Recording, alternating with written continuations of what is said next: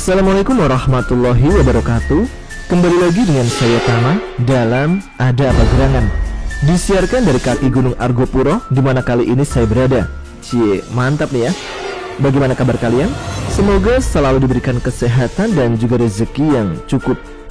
Kembali lagi dalam segmen Bukan Pendakian Biasa, di mana saya akan membacakan sebuah kisah pendakian yang mungkin bisa dibilang janggal dan aneh, yang pasti berbeda dari pendakian pada umumnya. Episode kali ini ada cerita pendakian yang ditulis oleh Bang Didit Galaraka, sebuah kisah tentang dua orang pendaki dari Subang yang mendaki ke Gunung Cikuray dan berinteraksi dengan sosok yang bisa dibilang pendaki gaib. Seperti apa ceritanya? Oke, langsung saja. Teman-teman, ada apa gerangan? Ceritanya mulai dari sini.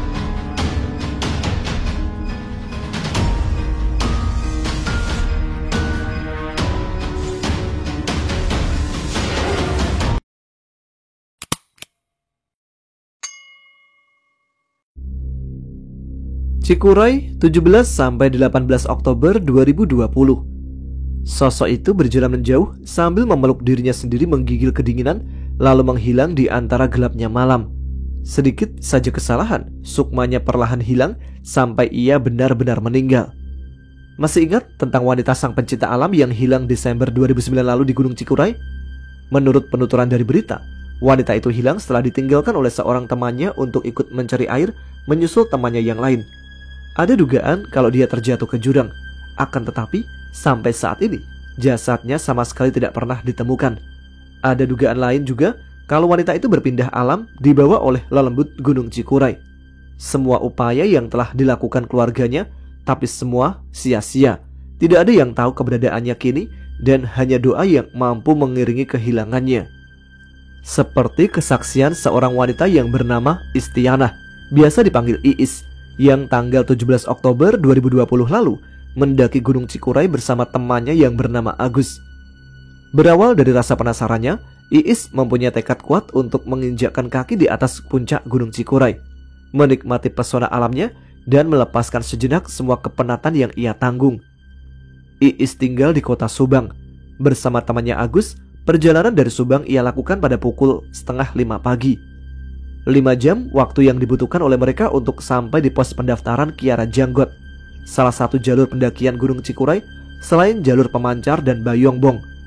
Awalnya semua terasa asik karena Agus adalah seorang yang humoris, sehingga pendakian waktu itu tidak terasa garing. Ya, awalnya tidak garing karena banyak cerita humor. Namun pada akhirnya semua itu berbalik menjadi banyak cerita horor.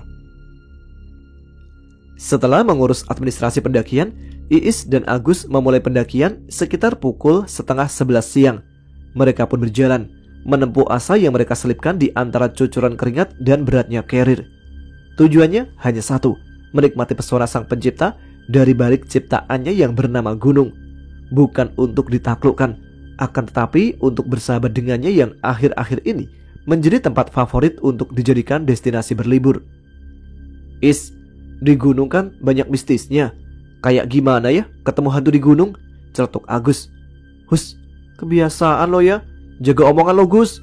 Gunung ini gak main-main, ujar Iis mengingatkan.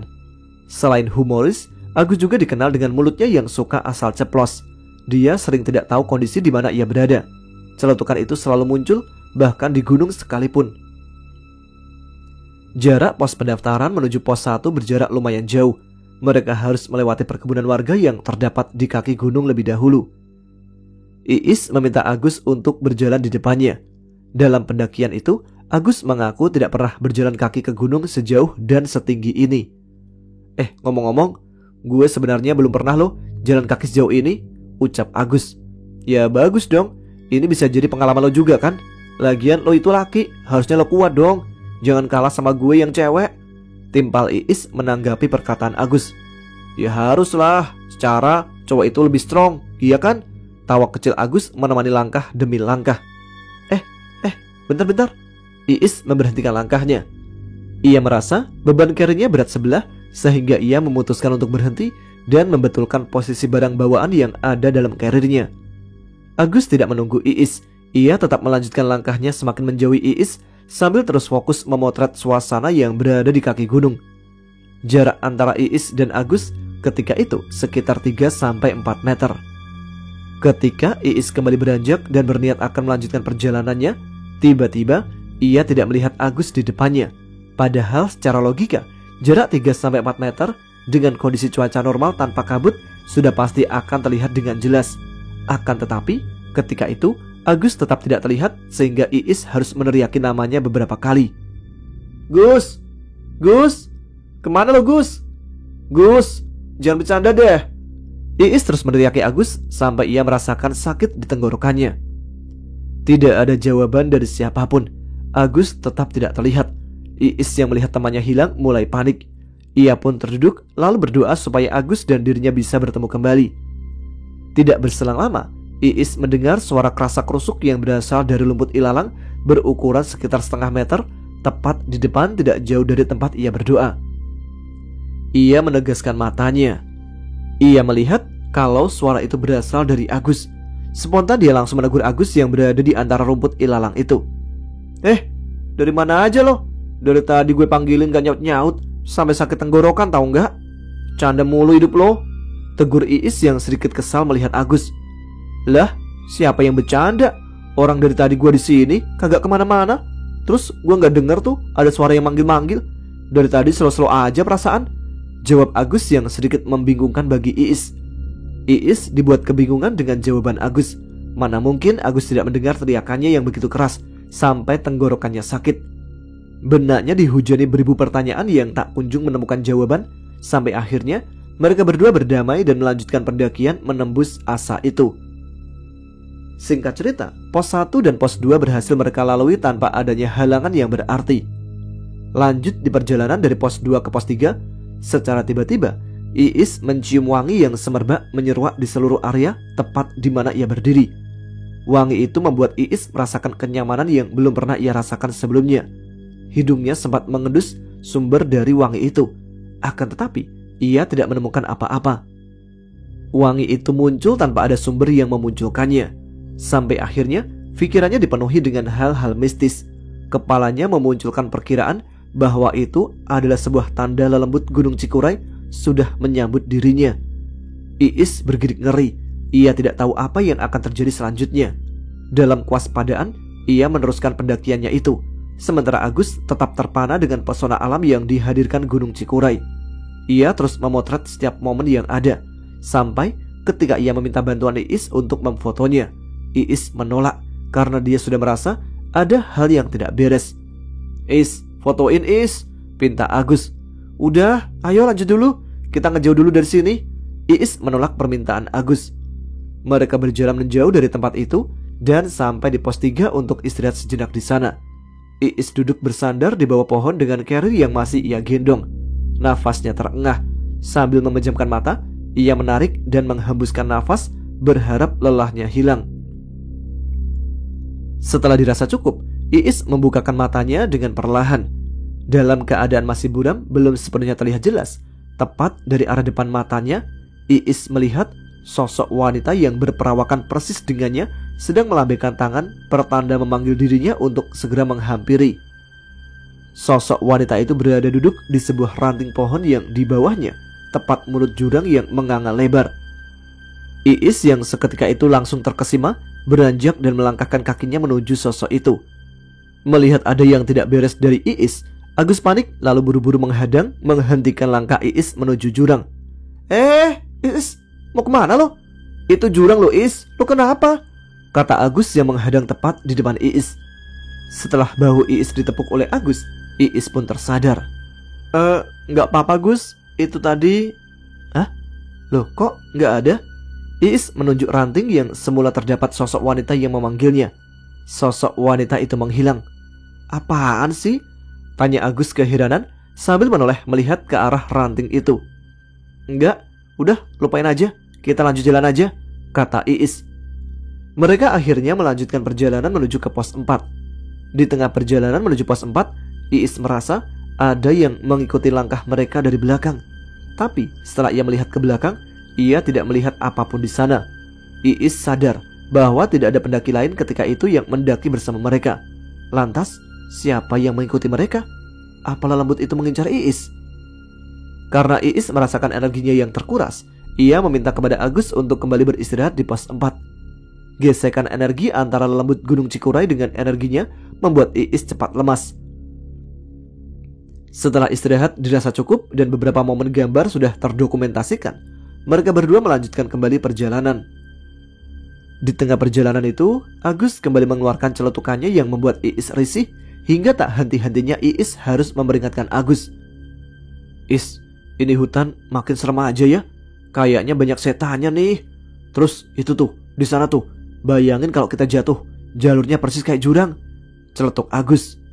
"Gus, mulut lo itu jaga dong. Kita ini lagi di atas gunung, di tengah hutan. Jangan ngomong yang aneh-aneh, bisa gak sih?" ucap Iis dengan nada kesal. "Iya, maaf," kata Agus dengan nada ketus meminta maaf. Agus nampaknya sudah mulai kesal karena yang biasanya bisa bebas celetuk sana celetuk sini, ketika itu malah banyak ditegur oleh Iis. Agus yang kesal meninggalkan Iis jauh di depan. Jarak antara mereka berdua hingga mencapai 20-30 meter. Karena Iis khawatir dengan kabut yang sudah turun dapat menyebabkan terbatasnya pandangan, Iis meminta Agus untuk mendekat. Pos 4 berlalu. Mereka melanjutkan perjalanannya menuju pos 5. Di tengah perjalanan, mereka berdua selalu berpapasan dengan pendaki yang lain. Iis merasa senang ketika bisa bertegur sapa dengan para pendaki yang berpapasan. Setidaknya mengobati sedikit perasaan aneh yang Iis rasakan. Iis bertanya kepada salah seorang pendaki yang berpapasan dengannya.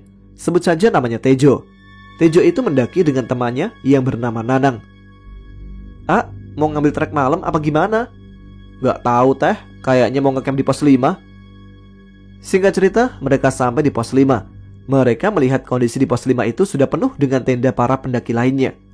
Mereka berempat kebingungan akan mendirikan tenda di mana. Tejo lalu bertanya kepada Iis, "Gimana teh? Kalau nggak hujan, kayaknya saya sama teman saya ambil trek malam deh. Tapi kalau hujan ya sambil jalan nyari buat diri tenda," jawab Iis. Melihat kemungkinan kecil untuk berkemah di pos 5, mereka berempat melanjutkan perjalanan dengan Nanang sebagai leader dan Tejo sebagai sweeper. Iis dan Agus berada di tengah-tengah di antara Nanang dan Tejo. Beruntung ada Nanang yang sudah pernah ke Cikuray sehingga dia mengetahui trek yang harus diambil ketika itu. Sampai akhirnya mereka sampai di pos 6 dengan disambut rintikan hujan dari langit. Kebetulan di pos 6 itu terdapat warung sehingga Iis menyarankan untuk bangun tenda di sana untuk berteduh dan istirahat. Mereka pun membangun tenda di sana, dilanjut dengan menyeduh wedang jahe dan memasak mie sekadar untuk menghangatkan badan. Situasi dingin yang merangsek masuk ke pori-pori tubuh membuat pikiran Iis kembali berkelana. Ia memikirkan semua hal mistis yang sudah terjadi kepadanya di jalur pendakian tadi. Semakin larut cuaca semakin dingin. Asupan wedang jahe dan mie rebus seakan tidak mampu menepis hawa dingin saat itu. Posisi tenda yang didirikan Iis berada di paling pojok area itu, sehingga sedikit saja gerakan yang berlebihan dapat menyebabkan tendanya terperosot ke dalam jurang. Dari dalam tenda, Iis melihat sudah tidak ada lagi aktivitas dari pendaki lain di area itu. Sepi, sunyi, hening menjadi teman setia malam itu. Dalam keadaan hawa yang semakin dingin, Iis terlelap karena kelelahan. Dalam mimpinya, ia dihampiri oleh sosok wanita yang tidak asing baginya. Itu adalah sosok wanita yang ia lihat duduk di ranting ketika berada di pos 3. Wanita itu memakai baju putih. Ia dalam keadaan basah kuyup. Mukanya tak terlihat, terhalang oleh rambutnya yang menjuntai ke bawah. Sosok itu menggigil kedinginan dan berkata, "Teh, minjem selimut teh, saya kedinginan." Dalam mimpinya, Iis bingung karena dia hanya membawa sehelai sarung saja. Iis lalu menjawab, "Teh, saya cuma bawa sarung satu, jaket juga satu. Itu juga udah kebasahan, soalnya air hujan yang dari luar masuk ke dalam tenda." Tanpa sepatah dua patah kata, sosok itu meninggalkan Iis dengan kondisi yang memprihatinkan. Iis sebenarnya kasihan, tapi mau bagaimana lagi? Jaket dan sarungnya terlanjur basah oleh air hujan, sehingga tidak mungkin ia berikan jaket itu atau sarungnya kepada wanita tersebut. Seketika Iis terbangun. Ia melihat jam sudah menunjukkan pukul 12:40 atau hampir jam 1 malam. Iis terperangah ketika melihat sarung yang awalnya ia kenakan ketika itu sudah berada di dekat pintu tenda, menjauh darinya yang berada di pojokan tenda. Ia pun dibuat semakin takut. ketika mendengar suara orang yang berjalan pelan menjauh dari tendanya. Dalam keadaan yang takut, perasaan penasaran Iis tidak bisa diabaikan. Karena saking penasarannya, ia mengintip dari celah pintu tenda, memastikan siapa yang berjalan begitu pelan menjauh dari tenda, walaupun dalam keadaan dingin yang menusuk. Ketika ia intip dari celah pintu tendanya, Iis dibuat harus menahan teriakannya ketika melihat sosok yang sama dengan apa yang dia lihat di mimpinya. Sosok itu berjalan menjauh sambil memeluk dirinya sendiri, menggigil kedinginan, lalu menghilang di antara gelapnya malam. Nafas Iis semakin memburu, menahan rasa takutnya yang semakin hebat. Ia tak mau berteriak karena apabila ia sampai berteriak, yang ia takutkan adalah sosok itu berbalik lantas membawanya ikut ke alamnya. Iis tak mau ceroboh dengan tindakannya. Sedikit saja kesalahan, sukmanya perlahan hilang sampai ia benar-benar meninggal. Kejadian itu harus membuat Iis terjaga hingga pagi menjelang sekitar pukul 5:30. Hujan masih mengguyur tanah Cikuray dan teman-teman Iis masih terlelap dalam tidurnya. Singkat cerita, jam 8 kurang, Iis membangunkan teman-temannya untuk naik ke puncak. Perlengkapan lain seperti tenda dan perbekalan lainnya mereka bereskan karena ditakutkan ada babi hutan yang merusak tenda mereka. Mereka berjalan menuju pos 7 dan pos 8 sampai akhirnya jam 10:30 siang mereka sampai di puncak. Perjuangan mereka mendaki dengan keadaan trek yang licin dan pengap karena oksigen yang bercampur air terbayarkan ketika di atas puncak.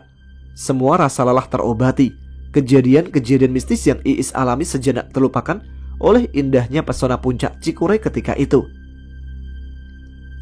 Setelah melihat keindahan puncak Cikuray, jam 12 lewat, mereka semua turun dan sampai di tenda pada jam 1:30 siang.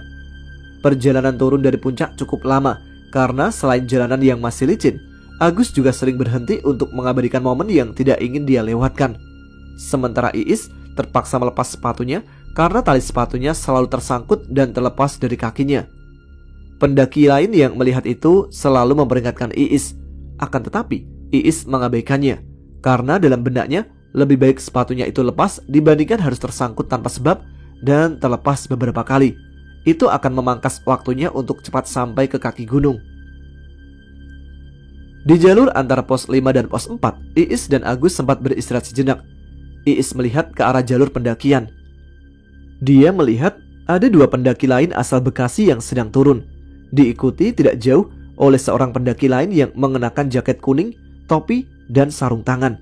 Perawakannya tinggi, wajahnya tampan. Namun Iis melihat ada yang aneh dari pendaki berjaket kuning itu. Dia melihat kulit dari pendaki itu putih pucat.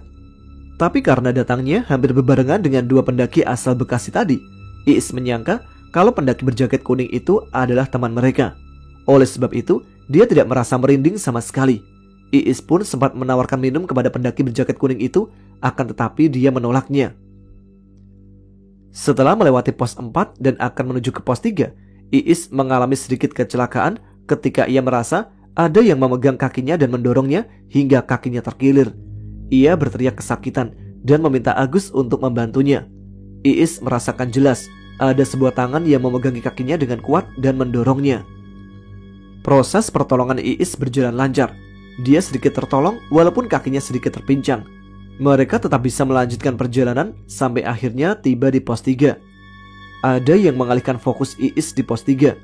Ia melihat pendaki berjaket kuning itu lagi, sedang duduk bersandar di bawah pohon. Iis coba mengucapkan permisi ketika tepat melewatinya. "Punten A, saya duluan." Pendaki berjaket kuning itu hanya tersenyum, pertanda mempersilahkan Iis dan Agus lewat di depannya. Singkat cerita, sampailah mereka di pos 1 untuk istirahat, sekaligus mencicipi makanan favorit halayak ramai di alam semesta ini bersama pendaki yang lainnya, cuangki. Sepertinya kurang afdol hidup ini kalau belum pernah mencicipi cuangki, makanan yang selalu menggugah selera dan menghangatkan badan di kala kedinginan. Iis menyantap lahap setiap butiran cuangki yang ada ketika itu. Sedang lahap-lahapnya menyantap cuangki, dari kejauhan Iis kembali melihat pendaki berjaket kuning itu lagi. Ia memperhatikan Iis dari jauh, dan ketika lewat di depan orang-orang, Iis sempat menawarkan pendaki jaket kuning itu untuk ikut makan. Tapi lagi-lagi pendaki itu menolaknya. Iis tidak bisa bertindak apa-apa lagi. Ia hanya bisa mempersilahkan pendaki itu untuk lewat.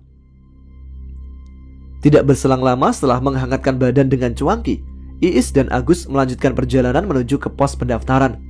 Ia berharap bisa menyusul pendaki jaket kuning itu karena ia kira jaraknya tidak terlalu jauh. Tapi apa mau dikata, pendaki itu sudah tidak terlihat lagi. Iis terheran dalam benaknya. Masa iya sih udah hilang lagi? Cepat banget jalannya. Sampailah mereka di area yang ketika memulai pendakian, tempat itu menjadi saksi hilangnya Agus. Di tempat itu mereka berdua bertemu dengan beberapa petugas dan satu orang relawan yang sedang turun. Para petugas itu jalan duluan, sementara satu orang relawan itu memilih berjalan bebarengan di belakang Iis dan Agus. Iis menyapa relawan itu dan menceritakan semua hal mistis yang ia alami. Dan relawan itu pun banyak bercerita dan sedikit menjelaskan apa yang dialami oleh Iis. Neng, mungkin cewek yang kamu maksud itu cewek yang hilang beberapa tahun yang lalu. Relawan itu menjelaskan kronologi kejadiannya. Relawan itu lalu melanjutkan lagi pembicaraannya. Karena Neng pendatang, jadi ada perkenalan sedikit. Terus soal pewangian, sebenarnya di pos itu udah banyak yang ngalamin hal serupa. Masih syukur kamu bisa turun dengan selamat. Si cewek itu emang gak disempurnain arwahnya, Pak? Tanya Iis yang masih terlihat penasaran. Mau disempurnain gimana? Orang dia udah ngikut sama penghuni sana. Sampai sekarang juga jasadnya belum ketemu. Jelas relawan itu. Penjelasan relawan itu membuat Iis bergidik ngeri, sekaligus membuka sedikit dari berbagai pertanyaan yang ada dalam benaknya. Singkat cerita, sampailah mereka di pos pendaftaran sehabis maghrib. Iis dan Agus langsung laporan dan menerima sertifikat. Iis masih penasaran dengan pendaki jaket kuning yang ia temui. Sosoknya masih terngiang dalam ingatan, sampai ia tidak sengaja bertemu dua pendaki asal Bekasi yang ia temui di atas ketika Iis sedang mengantri untuk mandi. Karena penasaran, Iis menanyakan pendaki jaket kuning itu kepada kedua pendaki asal Bekasi tadi. Maaf, tadi mendaki bukannya bertiga ya? Yang satunya kemana? Salah satu dari mereka bilang, enggak kok, kita dari kemarin cuma berdua aja. Iis belum ngeh dan masih penasaran dengan keberadaan pendaki jaket kuning itu. Ia lalu menanyakannya lagi ke petugas yang menghampirinya untuk menanyakan seputar pendakiannya. Pak, maaf, tadi ada pendaki yang turun pakai jaket kuning yang ciri-cirinya. Iis menyebutkan ciri-ciri pendaki itu. Itu kira-kira solo hiking atau ada rombongannya, Pak? Lanjut Iis. Bapak petugas itu menjawab, Neng, saya dari siang sampai sekarang jaga di sini, gak ngeliat tuh ciri-ciri yang Neng sebutin tadi. Terus juga dari kemarin gak ada yang solo hiking. Iis kebingungan. Ia jelas melihat pendaki itu. Raut wajah dan senyumannya masih terpancar jelas dalam kepala Iis. Apa mungkin itu hantu pendaki? Pikir Iis. Tanpa pikir panjang, mereka berdua akhirnya merapikan barang-barang dan memutuskan untuk pulang ke Subang. Di perjalanan menuju Subang, hal mistis masih setia mengikuti Iis. Dari mulai carry yang terasa berat dan ringan seketika, padahal isinya masih tetap sama, sampai teror kuntilanak yang melempar batu ke toilet sebuah musola ketika mereka beristirahat di musola tersebut. Bukan hanya sampai di situ, bahkan sampai rumah pun hal mistis masih belum pergi. Ketika ia terbangun dari tidurnya, ia menemukan kakinya sangat kotor dibaluti tanah gunung. Padahal ketika itu Iis yakin betul, sebelum tidur ia sudah mencuci kakinya dengan bersih. Ia merenung dan tersadar, apa yang telah terjadi kepadanya adalah akibat ulah temannya yang tidak menjaga perkataan ketika berada di gunung. Lebih ke arah sombral sebenarnya sih. Maka dari itu, gangguan demi gangguan dialami oleh Iis. Tapi masih bersyukur, mereka berdua masih selamat dan Iis sadar bahwa dia harus lebih sopan ketika berada di gunung. Itu dia cerita pendakian kali ini. Terima kasih untuk Bang Didit Galaraka untuk ceritanya. Teman-teman juga bisa simak cerita lain dari Bang Didit Galaraka di Twitternya dengan akun @diditgalaraka atau pada akun Wattpad-nya @i_fermadi. Nah, yang punya pengalaman mistis ketika mendaki gunung bisa juga dikirimkan ke kami biar bisa dibacakan di sini. Oh iya, habis ini masih ada cerita satu lagi ya dari Bang Didit Galaraka, masih tentang pendakian. Jadi jangan langsung diganti channelnya ya. Terima kasih kepada teman-teman sekalian yang terus menyimak episode Ada Apa Gerangan. Dengan menyimak saja, kalian sudah sangat membantu channel ini berkembang. Apalagi ditambah like dan share video ini. Jangan ragu tuliskan komen, tunjukkan eksistensi kalian. Saya Tama pamit, tetap semangat, selamat malam, wassalamualaikum warahmatullahi wabarakatuh. Demam yang dia rasakan akhir-akhir ini sangatlah menyiksa. Ditambah hawa dingin yang diberikan utara kota Bandung. Apalagi pengalamannya ini dialami ketika situasi Bandung masih belum seperti sekarang ini. Sore hari pun hawa dingin itu sudah mengelus lembut kulit leher tanpa ampun. Kisah ini dialami oleh seseorang yang bernama Aji, siswa SMK berkebangsaan USA, orang Sunda asli. Dia mengalami hal yang sama sekali tidak pernah dilupakan seumur hidupnya, sekaligus yang pertama kalinya. Tahun 2008 adalah rekam jejak kisah ini terjadi. Saat itu, Aji baru saja masuk menjadi seorang siswa di salah satu sekolah menengah kejuruan di utara kota Bandung. Seperti anak-anak kebanyakan di kampungnya, Aji pun menjadi seorang santri di madrasah dekat rumahnya, sekadar belajar mengaji dan mempelajari hukum-hukum dasar dalam Islam, supaya nilai-nilai luhur agama dapat terpatri dalam hatinya. "Camping di Burangrang yuk," ajak Mang Ujang, salah satu guru mengaji Aji. "Siapa aja, Mang?" tanya Aji.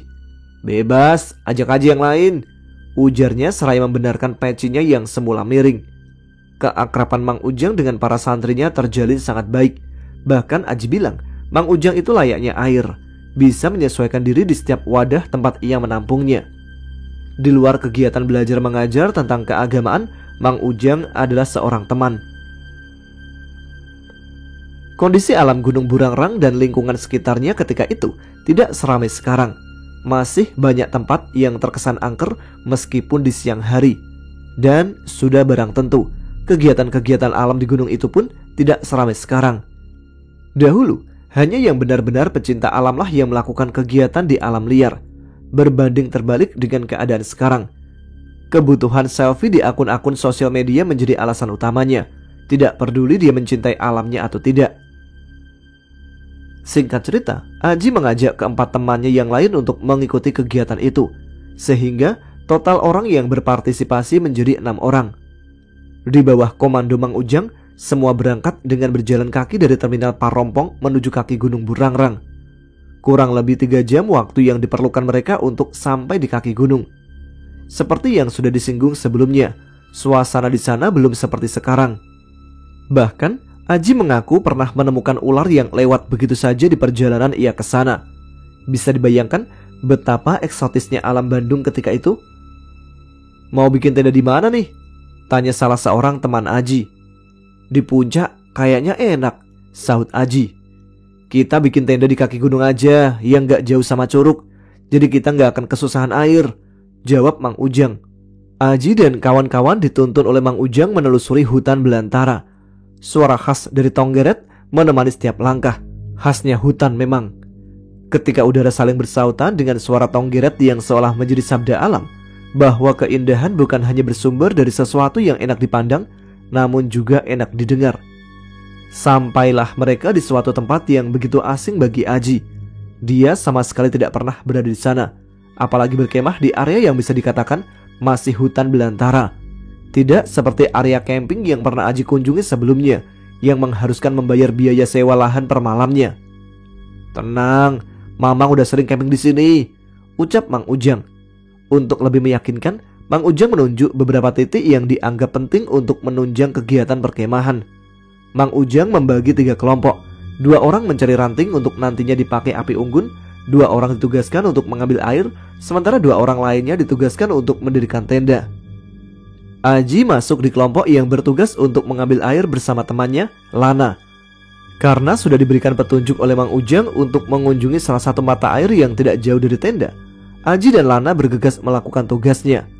Hingga akhirnya Aji dan Lana sampai di sebuah mata air yang keluar dari dalam tanah dan mengalir begitu saja. Aji langsung menyiapkan jerigen yang ia bawa untuk dipenuhi oleh air. Ketika Aji masih fokus untuk memasukkan air ke dalam lubang jerigen yang kecil itu, sayup-sayup telinganya menangkap sebuah percakapan yang terdengar sedikit jauh dari tempat dia berdiri. Bukan percakapan dari Mang Ujang atau teman-temannya yang lain. Suara itu sangat asing baginya. "Lan, kamu dengar gak? Ada orang yang ngobrol," tanya Aji. Lana menganggukkan kepalanya. Setelah dirasa jerigen yang dibawanya terasa penuh oleh air, Aji dan Lana berusaha mencari sumber suara percakapan itu. sambil terheran karena di sekeliling mereka hanyalah pepohonan yang rimbun. Mata mereka terus berusaha mencari sumber suara. Oh, pantas ada warung tuh. Lana menepuk bahu Aji dan menunjuk ke arah warung yang memang berjarak lumayan jauh. Rasa penasaran mereka terobati. Kemudian Aji dan Lana bergegas kembali ke posisi di mana Mang Ujang dan Cahya sedang mendirikan tenda. "Mang, kok ada warung di sini?" tanya Aji heran. "Memang, warung itu khusus buat orang-orang yang istirahat dari aktivitas di sini. Nanti jam 5 sore juga tutup," jawab Mang Ujang. Jam sudah menunjukkan pukul 12 siang. Tenda sudah berdiri kokoh. Mang Ujang mengambil komando untuk melakukan sholat berjamaah. Setelah sholat selesai, semua bergegas untuk memasak. Kebetulan, Cahya membawakan yang lain labu sebagai lalapan yang akan disantap bersama nasi liwet hasil kreativitas para pemuda itu. Tidak terasa, 1,5 jam sudah waktu yang terlewati. Masih dalam komando Mang Ujang, dia mengajak Aji dan kawan-kawan untuk hiking ke puncak Burangrang. Hanya membutuhkan sekitar kurang lebih 2 jam untuk sampai kembali ke tenda yang didirikan. Sesampainya di tenda, Mang Ujang mengajak yang lain untuk mandi di sebuah curug yang letaknya tidak jauh. Curug itu dinamakan Curug Layung. Karena terlalu asik menikmati keindahan curug, rombongan Aji hampir terlupa dengan waktu. Hingga akhirnya sang senjalah yang memperingati mereka. Semua bergegas menuju tenda kembali. Keadaan jalan yang mulai gelap membuat pandangan mereka perlahan kabur. Cahaya senter tidak cukup menerangi jalan. Mereka semua akhirnya dapat dengan selamat kembali ke tenda, meski diwarnai sedikit kecelakaan karena kecerobohan dari Cahya yang memotong daun pisang dengan pisau hingga menyebabkan tangannya tersayat. Sesampainya di tenda, Mang Ujang memerintahkan Cahya untuk istirahat di dalam tenda. Lukanya sudah ditaburi getah pohon pisang supaya cepat kering. Di sekeliling tenda mereka tidak terlihat lagi tenda-tenda lainnya. Mereka hanya berkemah sendiri. Guyonan dan lelucon sudah banyak terlontar. Sudah banyak pula cemilan yang dihabiskan. Langit pun semakin lama semakin berwarna hitam. Suasana yang semula bersahabat mendadak menjadi musuh yang nyata di hadapan mereka. Seperti terdapat ribuan mata memandang dari berbagai sudut tertuju tajam ke arah tenda mereka. Aji merasakannya. Meskipun dia tidak bisa melihat perwujudan dari makhluk yang mengawasi kegiatan perkemahan, dia bisa merasakan kehadirannya. Lain dengan Mang Ujang, dia bisa dengan jelas melihat perwujudan dari mereka. Nyalinya begitu besar. Hal itu tidak aneh karena memang dia adalah seorang guru mengaji. Karena sudah terlalu larut dan ditakutkan terjadi hal yang tidak diinginkan, Mang Ujang memerintahkan semuanya untuk masuk ke dalam tenda, diawali oleh Aji dan diikuti oleh teman-temannya yang lain. Aji memilih untuk merebahkan dirinya tepat di mulut tenda, karena dia ingin merasakan semilirnya angin malam masuk ke dalam pori-porinya. Kantuk sudah menyerang Aji sedari tadi. Katup matanya tak dapat ia tahan lagi. Hingga tak terasa, Aji pun tertidur. Malam semakin larut. Hawa kaki Gunung Burangrang semakin menusuk tajam, seakan ingin merangsek masuk dan membekukan tulang-tulang. Hal itu membuat Aji kembali terbangun dari tidurnya. Mang Ujang sudah tidak ada di depan tungku api unggun yang sudah padam. Aji menoleh ke arah dalam tenda. Ternyata Mang Ujang sudah terlelap di sana. Hawa dingin membuat Aji terus terjaga. Matanya hanya bisa menatap keluar sembari benaknya digerayangi bayangan-bayangan mengerikan. Matanya seketika memicing, jantungnya terpacu ketika matanya terpaku ke sebuah titik yang tidak jauh dari tungku bekas api unggun tadi. Siapa tuh? Pupil matanya terus mengecil. Aji melihat ada sosok tengah duduk membelakanginya. Perasaan gak ada yang pakai jaket putih, gumamnya. Naik turunnya bahu sosok itu nampak jelas. Aji terus menatapnya tanpa berani menegurnya.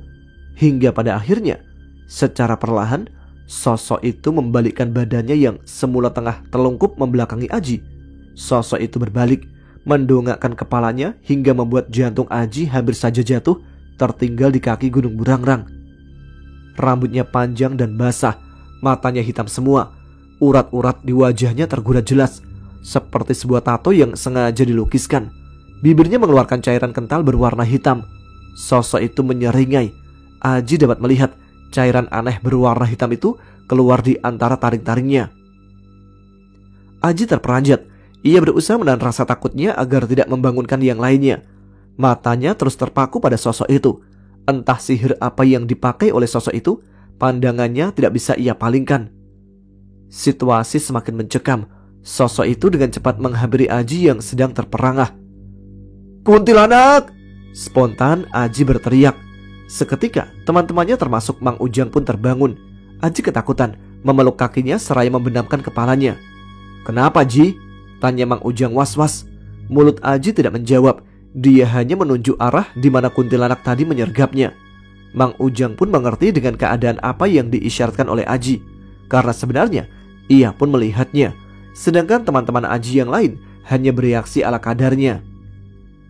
Mang Ujang lantas keluar tenda untuk menetralisir keadaan. Ia membuat benteng gaib di sekitar tenda. Itu dilakukannya untuk mengaburkan pandangan makhluk-makhluk gaib supaya tidak bisa melihat tenda itu.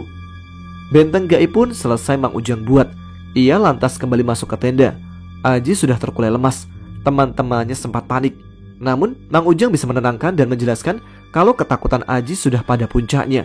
Maka dari itu tidak heran kalau ia pingsan. Hari mulai pagi. Aji masih dalam keadaan tidak sadarkan diri, sedangkan Mang Ujang masih dalam keadaan terjaga. Usai sholat subuh, Mang Ujang berniat untuk memeriksa kondisi Aji. Namun apa mau dikata, kondisi Aji semakin menurun. Suhu tubuhnya meningkat. Itu membuat Mang Ujang memutuskan untuk segera membawa Aji pulang setelah matahari terbit. Singkat cerita, sampailah Aji di rumahnya, disambut kekhawatiran dari kedua orang tuanya. Sementara Mang Ujang masih bertanggung jawab akan hal itu. Dia mengobati Aji dengan caranya sendiri. 1 minggu berselang setelah pertemuan Aji dengan kuntilanak itu, kondisi masih terbilang menurun. Tidak ada peningkatan yang signifikan dari awal kepulangannya. Sampai-sampai secara khusus Aji meminta kepada Mang Ujang untuk sementara tinggal di rumahnya, semata-mata untuk membantu membentengi dirinya dari gangguan-gangguan makhluk astral lainnya.